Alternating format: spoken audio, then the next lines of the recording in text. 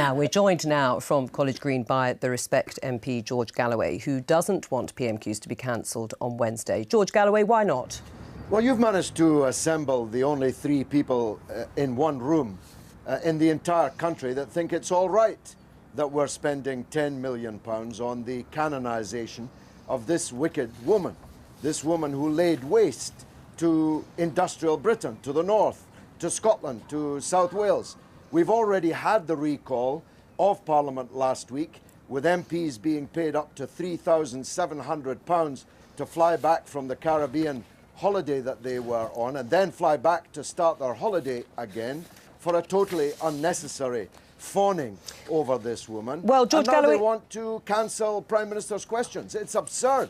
Right, George Galloway, I mean, she was Prime Minister for 11 and a half years. She won three... Well, hang on a second. She won 3 general elections. Surely she is a big enough political figure, whether you like her or not, to merit such a ceremony. Mr Wilson won 4 general elections. Mr Attlee totally transformed the country in the wake of the Second World War. Neither of those had anything remotely like this tidal wave of guff that the country's been forced to listen to, particularly on the BBC.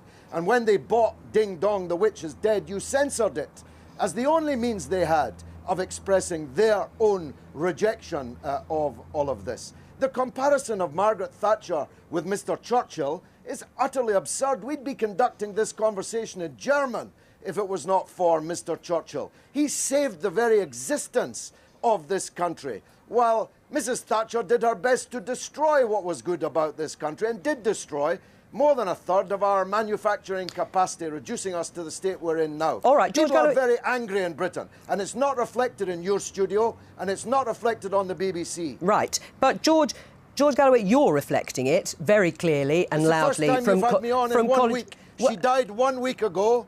Hundreds of thousands of people have been following me on social media, but I never got one invitation to speak on the BBC. I think you're fine. This is the first programme back after the Easter break, and you're on it, George Galloway. So can I just say to you, those sentiments that you have expressed, all that is being asked is there a different time to express those sentiments? On the week that her funeral is taking place, isn't this a time to rise above that sort of debate and save it just for another time? But that's what people said last Monday. Now it's this Monday. How long have we got to observe this fake silence on the record of a woman who caused such destruction in this country? Wreckage. Ming Campbell's a Scottish MP.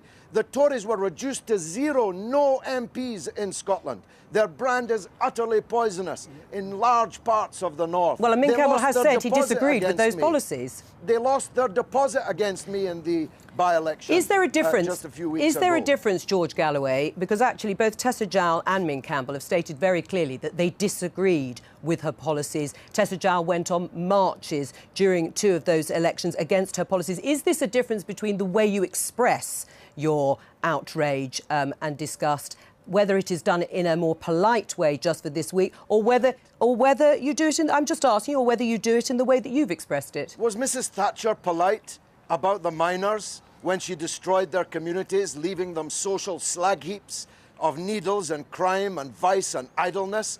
Was she polite to the steel workers when she destroyed them, to the print workers when she destroyed them? She laid waste to this country. What are you talking? Spare me this sanctimony about politeness, please. There are millions of people in this country hate the very word Thatcher and Thatcherism, which continues until this day. George Galloway, I think we did try to get hold of you, actually, for a programme earlier, but we weren't able to. But thank you for appearing on the programme today.